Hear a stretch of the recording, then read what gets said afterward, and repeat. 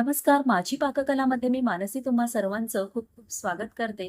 तर आज आपण बनवतोय आमरस. इतका जबरदस्त हा चवीला तयार झालाय ना, अगदी लग्नाच्या पंक्तीमध्ये जसा आमरस मिळतो ना, त्या चवीचा हा आमरस इथे तयार झालेला आहे. अफलातून झालाय. पटकन रेसिपीला सुरुवात करूयात आपण. आता इथे मी हे 4 आंबे घेतलेत. हे मी हापूस आंबे घेतलेले आहेत. तुम्ही साधा कोणताही आंबा घेतलात तरीही काहीच हरकत नाही. आता हे स्वच्छ धुवून घ्यायचे आहेत पाण्याने, म्हणजे वर काही धूळ माती असेल तर ती निघून जाईल.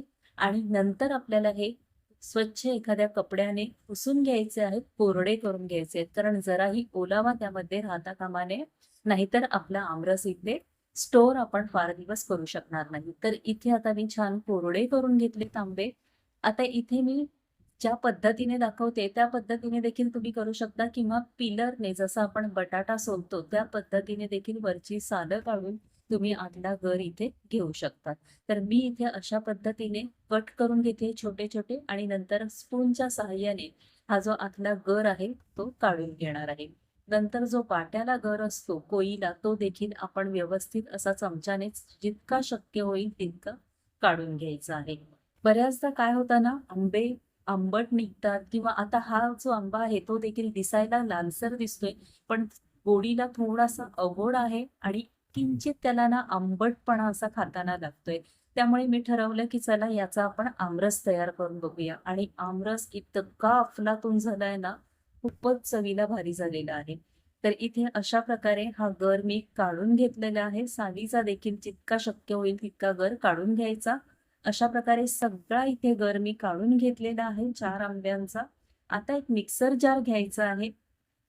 हे थोडंसं छोटं आहे माझं मिक्सर जार, त्यामुळे इथे मी 2 बॅचमध्ये हा गर फिरवून घेणार आहे. तर मिक्सर जारमध्ये यातला अर्धा गर मी इथे काढून घेतेय. आता ह्यामध्ये मी मगाशी म्हटल्याप्रमाणे थोडेसे अगोड आहेत आंबे, त्यामुळे इथे मी यामध्ये 3 चमचे इतकी साखर ॲड करणार आहे. तुम्ही तुमच्या आंब्याच्या चवीनुसार इथे साखरेचं प्रमाण कमी जास्त करू शकता. वरनं फक्त 4 मी केशराच्या काड्या इथे घातलेल्या आहेत, आणि 4 चमचे दूध घेतलेलं आहे. केशर ऑप्शनल आहे, पण रंग अगदी सुरेख येतो. तुम्ही बघू शकता इथे मिक्सर फिरवून घेतलं आणि काय कलर आलेला आहे. 3-4 काड्यांनी सुद्धा रंग किती मस्त आलाय बघा आपल्या आमरसाला. आणि जे आपण दूध घातलेलं त्याने एक छान अशी चमक आली, एक शाईन आली आपल्या आमरसला. कन्सिस्टन्सी देखील अगदी परफेक्ट इथे आपली तयार झालेली आहे. फार पातळही नाही आणि अगदी घट्टही नाही. आणि काय अफलातून इथे हा आमरस आपला तयार झालेला आहे. किती छान दिसतोय बघा. अशाच प्रकारे मी दुसरी बॅच देखील करून घेतली, आणि इथे सगळा आमरस माझा तयार आहे.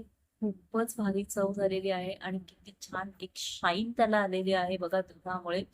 आणि चवीला म्हणा तर खूपच भारी असं लग्नाच्या पंक्तीमध्ये आपण जो आमरस खातो ना, त्या चवीचा हा आमरस इथे तयार झालेला आहे.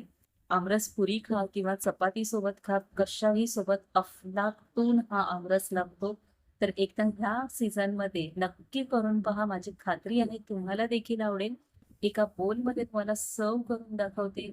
आणि रेसिपी आवडली असेल तर रेसिपीला पटकन लाईक आणि शेअर करा. त्याचबरोबर अजूनही चॅनलला सबस्क्राईब केलं नसेल तर पटकन सबस्क्राईब करा, म्हणजे अशा छान आणि नवीन रेसिपीज तुम्हाला पाहायला मिळतील. तोपर्यंत टाटा, बाय बाय.